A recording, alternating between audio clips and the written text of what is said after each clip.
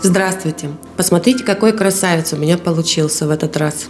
Несмотря на то, что он большой, открытый пион, он собран всего на одной проволоке. В этом выпуске я покажу, как сделать розовидный пион из сахарной рисовой мастики. Это мой авторский рецепт. И кто желает приобрести видеоурок с рецептом, вся нужная информация есть также в описании под видео. Ну что ж, начинаем с окрашивания мастики. Для лепестков нам понадобится мастика, окрашенная в молочный цвет. Берем на 100 граммов мастики одну маленькую каплю желтого цвета. Для сердцевинки окрашиваем небольшое количество в яично-желтый цвет. Заранее я уже сделала вот такую заготовку. Окрашивать в оранжевый цвет не обязательно. Это просто остатки, которые я использовала из предыдущих работ. Схема для пиона создана на скане, формат А4, также можно скачать в телеграм-канале. Ссылка в описании под видео.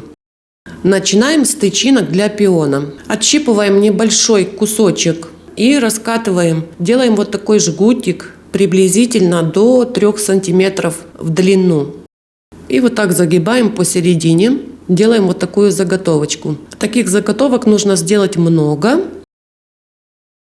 Для того, чтобы тычинки были более-менее похожи на натуральные, будем использовать пищевой песок. Для этого мы используем кукурузные хлопья, либо перемалываем в кофемолке, или измельчаем в пакетике скалкой.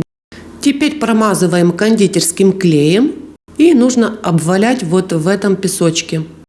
Вот у нас получаются вот такие тычинки.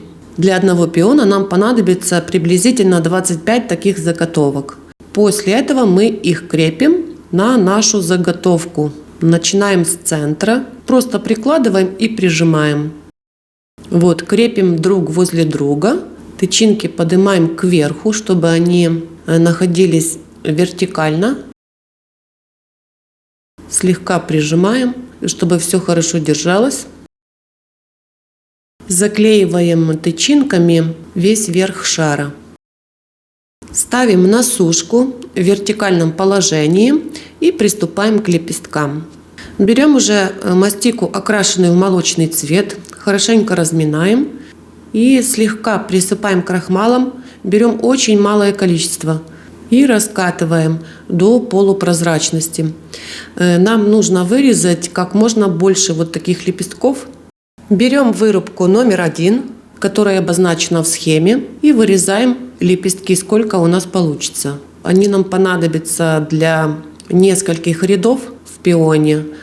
После этого нам нужно дополнительно утончить каждый лепесток, поэтому берем скалкой и раскатываем еще вправо, вперед, влево, утончаем от середины, перекладываем их на мягкий мат и по центру делаем вот такое углубление инструментом большой шарик. Все лепестки у нас должны быть слегка изогнутыми. После этого выкладываем лепестки на сушку. Мы их ставим сушиться вот в таком положении. Они должны слегка подсохнуть и зафиксироваться вот в такой форме. Пока эти лепестки сохнут, мы делаем следующую порцию. Раскатываем тонко мастику, делаем все то же самое. И той же вырубкой номер 1 вырезаем как можно больше таких же лепестков. Для пиона нам понадобится много лепестков. Потом, когда будем формировать ряды, мы их будем считать. А сейчас можно делать большое количество. То же самое раскатываем дополнительно каждый лепесток. Но эти лепестки мы уже будем обрабатывать вайнером. Для пиона нам понадобятся лепестки без текстуры и некоторые будут с текстурой. После этого перекладываем на мягкий мат и делаем углубление.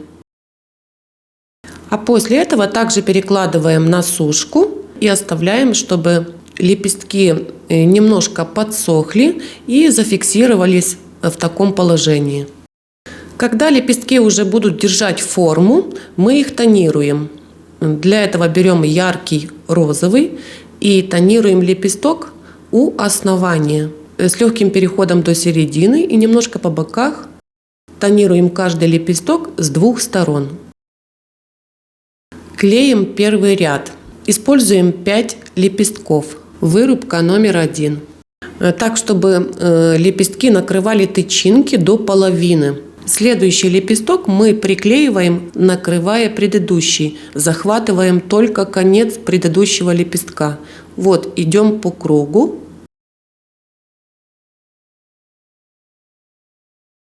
И в конце накрываем стыки предыдущих лепестков одним целым.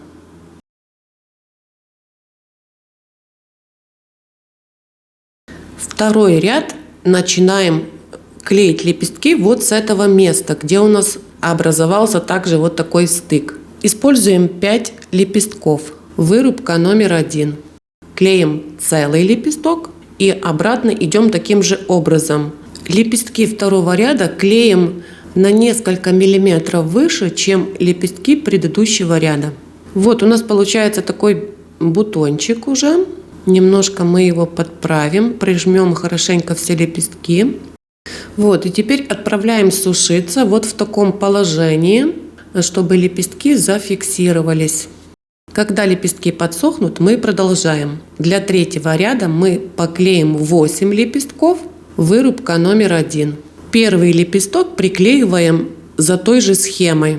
Идет первый лепесток, а потом, как обычно, следующий прикрывает конец предыдущего лепестка и по кругу. Этот ряд лепестков также поднимаем на несколько миллиметров вверх.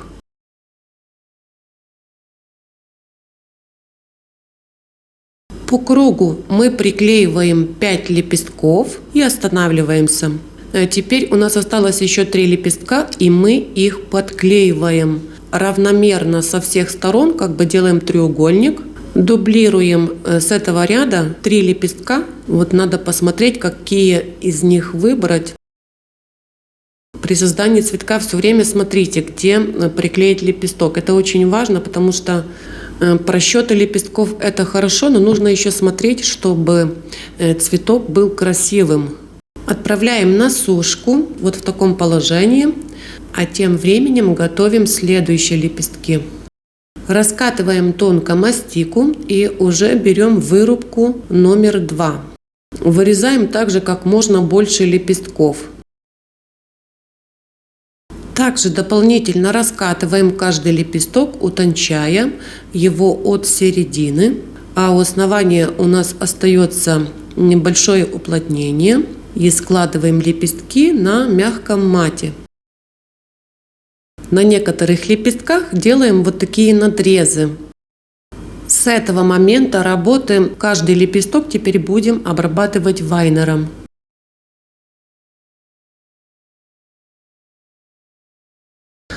Делаем углубление по центру лепестка.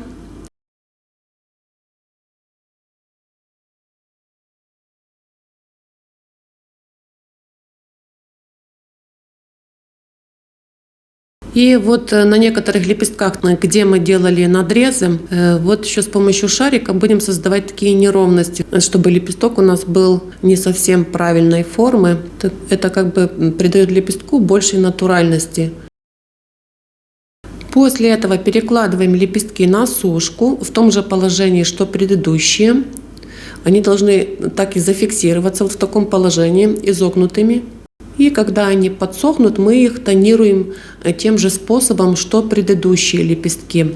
Вот покажу вам лепестки крупным планом, чтобы вы понимали. После тонирования видите, какая разница. Вот посмотрите, наш бутончик вот так выглядит. Вот продублированные лепестки. Они уже зафиксированы, хорошо держатся. И мы начинаем клеить следующий ряд. Клеим 4-й ряд, 5 лепестков, вырубка номер 2. Схема та же. Вот первый лепесток мы клеим вот в этом месте. И идем по кругу по той же схеме, что предыдущие ряды. Следующий лепесток слегка прикрывает предыдущий. И так по кругу. Лепестки этого ряда клеим на том же уровне, что лепестки предыдущего ряда.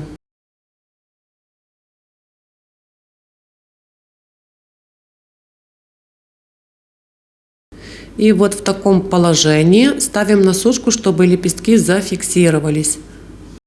После того, как они подсохнут, их можно слегка расправить. Вот посмотрите, пион начинает уже открываться у нас. И теперь нам еще остается поклеить 2 последних ряда. На данном этапе надо хорошо посмотреть, как выглядит ваш пион, и подумать внимательно, откуда начинать приклеивать лепестки. Лепестки мы уже клеим к основанию. Это идут 2 последних ряда. Тут уже зависит от вашего видения, какой пион у вас должен быть. На 5-й ряд пошло 5 лепестков. И на 6-й ряд пошло 4 лепестка. Здесь я уже не могу объяснить, за какой схемой я их клеила, просто смотрела, где какой лепесток больше подходит. При поклейке лепестков все время переворачивайте цветок и смотрите, как смотрятся эти лепестки. 2 лепестка у меня остались, я уже подумала, что они будут лишними. И вот после того, как мы поклеили вот в таком положении, сначала ставим на сушку, чтобы лепестки зафиксировались, а после этого переворачиваем цветок и ставим сушиться в противоположном состоянии. Вот слегка даже поправим лепестки, чтобы лепестки опустились, чтобы пион открылся. И оставляем сушиться вот в таком положении, пока лепестки не зафиксируются. Вот в итоге у меня получился такой пион. Как я прочла, он называется розовидный. Цветок получился нежным, воздушным. Такой цветок будет очень классно смотреться на любом торте, мне кажется. Еще раз напоминаю, что вся нужная информация есть в описании под видео. Я искренне хочу и желаю вам, чтобы у вас все получалось. До следующего выпуска и всего хорошего.